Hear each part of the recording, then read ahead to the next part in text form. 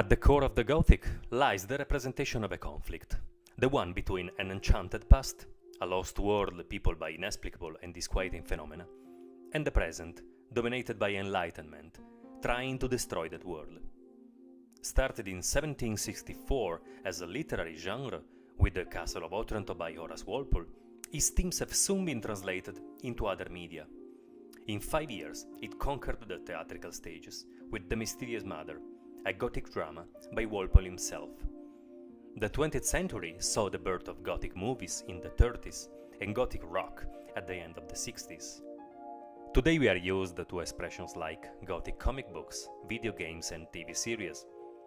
But with this talk I will try to identify a theatrical context in which Gothic topics had been translated in a very peculiar way, the underground and rather unexplored world of stage magic. Forget about the fluffy bunny magic for kids. I will focus on a specific performing art designed for adults, dating back to the middle of the 18th century. In that period, some stage magicians fueled the conflict between rationality and irrationality by developing and staging knowingly ambiguous theatrical narratives, mixing the two ingredients of horror and mystery. Imagine a rose floating in mid-air between the hands of a magician. Levitation is what we perceive, and we call it effect. We know that objects do not levitate, so what we see is impossible and the effect is magical. But even if it seems real, it is just illusory. To keep the flower in mid-air, the magician is using a wire, so tiny that it is almost invisible. The use of a wire is the real method employed. The illusory effect triggers a sense of wonder as is enjoyable as long as the real method is kept hidden. Now travel back with your mind to Paris in 1783. The man on the stage presents himself as a professor and demonstrator of physics. He sits near an automatic figure about 18 inches in height, the Grand Sultan. The automaton nods in answer to questions propounded and seems to be able to read minds, striking a bell with a hammer a number of times equal to the value of a playing cards thought of. Even if it is just a mechanical contraption made up of cogs and pistons, it gives the impression of being gifted with intelligence and having a conscience. The man who is operating it comes from Tuscany, Italy. His name is Giuseppe Pinetti. Disguised under the clothes of a scientist, Pinetti is a stage magician, a con man denying his own nature. The way he presents himself is in line with his epoch, since Enlightenment has declared the supremacy of science over magic. The scientific narrative frame around his tricks subtly manipulates the perception of the audience. The construction of that frame is based on the revelation of a false method, which seems scientifically sound and explains the surprising effect. The real method involves an accomplice, moving the automaton like a puppet with the help of a set of wires. Concealing the existence of the man behind the curtains, Pinetti explains that the intelligent, self-moving robot is the result of the most advanced technology applied to mechanics. Even if it is a lie, the idea is in the realm of possibility. The existence of a very simple brain like the Pascaline, the mechanical calculator created by Blaise Pascal in the early 17th century, makes it credible in some way. The enlightened spectator can laugh in the morning at a street magician performing the cups and ball trick, and enjoy to be knowingly fooled by sleight of hand. The same spectator can applaud in the evening a scientific demonstration by Professor Pinetti and celebrate the extraordinary achievements of technology before the miraculous automaton, unaware of the common nature of the two experiences. The evening deception is a bit different from the morning one. Cups and balls are funny. The Grand Sultan is eerie. The sense of eeriness experienced by the spectators is due to the obscure agency making it move and act like a human being. Using the expression by Mark Fisher, there is something where there should be nothing. Pinetti offers an experience which is the theatrical translation of a typical Gothic ingredient: mysterious movements apparently revealing an intention. Consider, for example, the sable plumes on the giant helmet in the castle of Otranto. Sometime, as if triggered by specific events in the novel, they start to swing.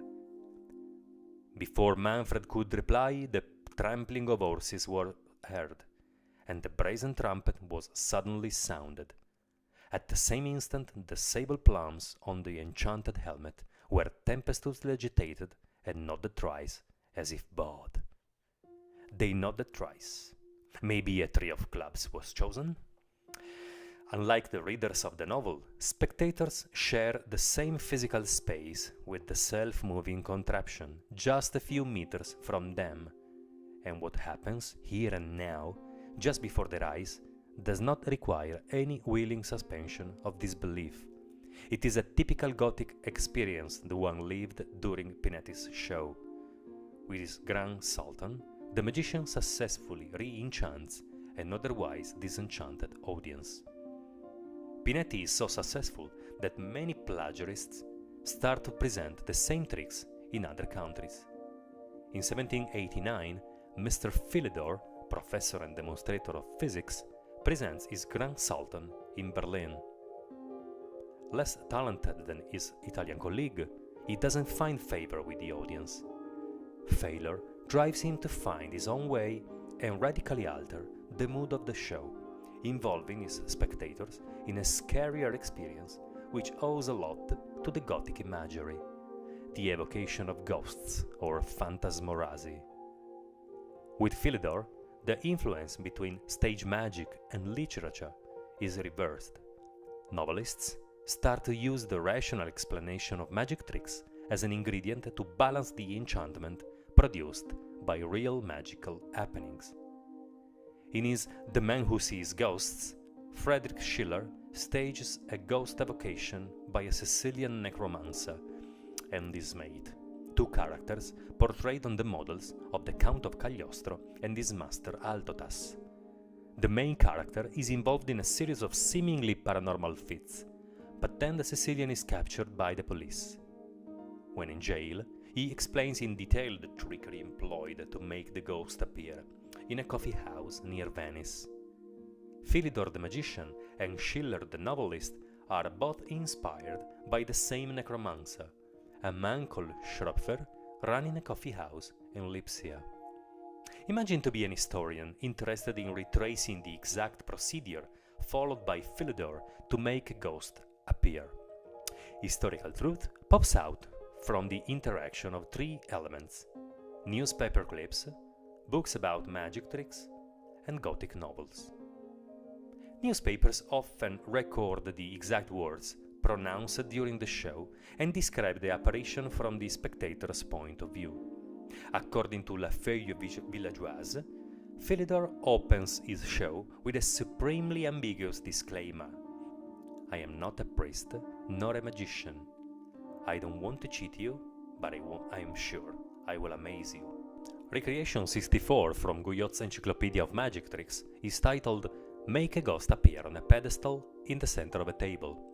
It describes a magic lantern hidden in a wooden box, projecting the image of a ghost on the smoke coming out of a burning brazier. The result is a striking ectoplasmic shape, hovering above an upright plinth, forming a kind of hallucinatory altar, whose voice is lent by an accomplice. If you try this at home, you immediately discover that the method has a huge limitation. After a few seconds, the air is unbreathable because the room is full of smoke. How could Philidor use it on an indoor stage? Unlike the practical manual by Guyot, which doesn't solve the problem, the Gothic novel by Schiller meticulously explains how to deal with it. In The Ghost Seer, the image on the smoke lasts just a couple of minutes. Then the door is opened, the room is ventilated, and the figure in flesh and bones enters, directly interacting with the audience. The man is an accomplice dressed like the figure projected on the smoke, being a sort of materialization of the ectoplasmic shape. In 1798, another stage magician performs in Paris, disguised as a scientist. Etienne Gaspard Robertson brings the phantasmorasi, renamed Phantasmagoria, to a level never achieved before. Thinking like a novelist, Robertson conceives a narrative thread linking Luigi Galvani's experiment with bioelectricity and the ghost show. Robertson welcomes his spectator into a room accessorized like a physics laboratory, presenting the experiment of the dead frog whose muscles twitch when struck by an electrical spark. By defining the galvanic fluid a resuscitating agent, he implies that also dead people can be brought back to life. Ghosts are evoked only when the scientific framing is completed. In full darkness, scary images are thrust in the face of the audience, giving life to a dramatic clash between reason and benighted beliefs. Until then, resurrection has always been a matter of faith. With Robertson, the impossible gains a kind of scientific plausibility. According to Giampiero Brunetta, in the revolutionary Paris, there are too many unburied bodies, too many heads separated from their trunk, too many violated graves, not to imagine that some of these wandering souls cannot be captured by the magic of Robertson. Mirroring Philidor's ambiguity, a reviewer of the show states that there is no trick, no deception, nor illusion, because the galvanic fluid can astonish and marvel even most educated and less credulous people. Mary Shelley's Dr. Frankenstein will employ another electrical spark to bring a body back to life, playing on the same ground of plausibility. The influence of Gothic novels on Robertson Show becomes explicit when the magician announces the apparition of the bleeding nun from Matthew Gregory Lewis' dreadful novel, The Monk. The expression is enough to make the spectator shudder, because most of them know that it is a controversial book, mixing ingredients like eroticism, violence, perversion, and the supernatural. The provocative advert is a perfect marketing strategy, and the apparition of the nun, approaching the audience with a dagger in her hand, comes 1 century earlier than the train pulling into a station, the film directed by Lumiere's brother, showing the moving image of a life-size train coming directly at the spectators. Technically speaking, the illusion is created with a couple of magic lanterns. A is fixed in front of the screen, hidden in a small cabinet. It projects the image of the cloister. B is the phantascope behind the screen, mounted on wheels. Moving backwards, the nun increases in size and seems to get closer to the audience. Robertson's magic consists in making visible what is invisible, the human soul. Reversing the process, in 1800, the Dr. Laurent announces the discovery of a technical process to make invisible what is visible, the human body. Visitors are welcomed in a room with a trunk suspended in mid-air. Nothing can be seen inside, but asking for something, spectators get an answer from an invisible lady. The voice comes out of an acoustic horn, whose mouthpiece is placed near the lips of the girl. It is just a theatrical illusion. The girl is hidden in the superior room. She can look at the spectators through a hole in the ceiling and speak to them with the help of the horn, whose tube secretly reaches her secret seat. By the end of the year in Paris, 3 invisible ladies meet paying spectators in different places, and 2 theaters produce vaudeville plays about the show, both based on the amorous misunderstandings related to the possibility that a girl becomes invisible. The debate on the scientific plausibility of the feat throws an oblique light on the concerns of the time about women's position in the public eye. Ian Matlock investigated the topic from the very direct question, why women and not a generic person? A fruitful starting point, applicable to almost all contemporary grand illusions, all based on the idea of torturing women, sewing them in half, for example, and restoring them. According to a commentator of the time, 20 years ago, girls would not have set foot out of their fathers' houses without their mothers, walking under their wings with house religiously lowered. The revolution changed that subordination. They ran around morning and night with complete liberty. Invisibility was a virtue to be celebrated and a countermeasure to the challenges posed by women's emancipation. The scariest story related to the invisible women is the one about a magician called Charles Rouy. Eyewitness of Louis XVI's beheading in 1793, his gory report is one of the most quoted in the books about the French Revolution. After a successful season of his Invisible Woman in Paris, in 1802, he leaves his wife and moves to London with another woman. The wonders of invisibility now tantalize crowds in a room in Leicester Square. We don't know the identities of the women locked in those narrow spaces, making the miracle possible. Most probably, the work is unlisted to the wives: Mary Joseph Stevens in Paris, Henriette Chevalier in London. Charles Rouy has 2 children, Claude Daniel from the first wife and Ercile from the second. Mirroring in a perverse way the activities of his father, some years later, Claude Daniel declares his sister illegitimate and makes sure that she is incarcerated in 6 different asylums for 14 years. Ercile denies to be insane and fights for her sanity to be recognized, rejecting the imposed invisibility. In order to find her way out, she spends much of her time writing while incarcerated, using for ink whatever is available, even her own blood. Her writings weave a web of supporters and document the abuses of the psychiatric system.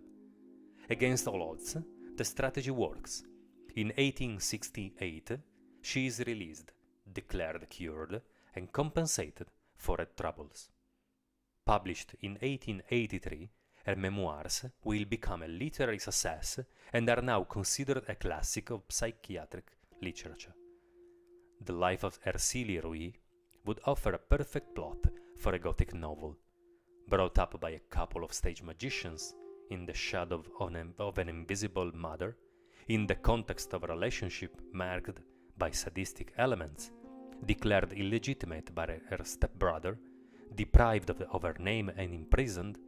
The woman is the perfect character for a horror story with a heartening twist of female redemption through the powers of words. In order to end on a lighter tone, tomorrow night will be Halloween, and you may be in search for ideas to make that day memorable. I will share with you 3 practical ways to amaze your friends, making them experience truly Gothic experiences. Number 1. Some days ago, wrapped in its blanket, a ghost appeared on my windshield, and I could capture its image with my camera. No CGI in this shot. The basic idea behind this illusion is French. In 1852, Pierre Seguin patents an optical toy called polioscope. By looking inside the box, a ghost figure appears to be standing within the apparatus. 10 years later, in London, Henry Dirks and John Henry Pepper bring the idea to the public attention, making it big enough to fit a theatrical stage. In order to understand the principle at work, imagine yourself in front of a window at night. As you approach it holding a candle, you can easily see your own illuminated image, superimposed in the dark images outside. The sheet of glass can be transparent and the mirror at the same time. This is the secret of what we call today the Pepper's Ghost illusion, an archetype of Victorian stagecraft. At the time, it was also labeled living phantasmagoria because actors in flesh and bones could act like ghosts and interact with actors, just exploiting the reflection on a giant sheet of glass installed at 45 degrees on the stage. In order to install a Pepper Ghost in your car, print the image of a ghost and cut it out with a pair of scissors. Then insert the paper ghost inside the car, between the glass and the dashboard, where you usually put the parking ticket. Looking at it from inside the passenger compartment, the ghost is reflected in the glass and shows the classic semi-transparent appearance of the disembodied spirits. Number 2. In The Death's Head from Phantasmagoriana, Friedrich Schultz tells the story of Calzolaro, a stage magician setting up a species of phantasmagoria dessert after supper. An unexpected spectacle. If false seats, no one will be exempt from a certain degree of terror. The idea is to make a death's head speak with the help of a ventriloquist. If you don't have a real skull nor a ventriloquist, you can buy, for a few quid, a plastic cranium and a Bluetooth speaker. Hit the blade to make a hole below the skull and hide the speaker inside. By connecting your mobile phone with Bluetooth, you can make your death's head speak with a pre-recorded MP3 or with the voice of an accomplice calling you from next room. Number 3. In his short tale, The Horla, Guy de Maupassant tells this shocking story. I got up so quickly, with my hands extended, that I almost fell. Horror! It was as bright as at midnight, but I did not see myself in the glass. It was empty, clear, profound, full of light, but my figure was not reflected in it. The same happened to me here in London. I found myself near Hyde Park Corner. I went to the public toilets and approached the sinks. Casually raising my gaze, I searched for myself in the mirror, but fell into the nightmare described by Maupassant. Everything was reflected, except my image, and I was involved in a totally unexpected magical experience. Again, no CGI in this shot. The mirrors had been actually removed, probably due to damage. Only the frames remained, dividing two rows of perfectly symmetrical sinks that created the illusion of reflection. The magic experience can still be accomplished in the public toilets near Hyde Park Tube Station, unfortunately just in the gentleman's toilet. Looking rationally at the larger room, everything becomes clear. The arrangement of the fixtures and the lack of the mirror suggest, by pure chance, the presence of a reflective surface. This confirms in me the belief that a magical experience can emerge from anywhere without any human intervention. The secret is to be attuned to perceive it, because, as François Truffaut used to say, life has way more imagination than we do.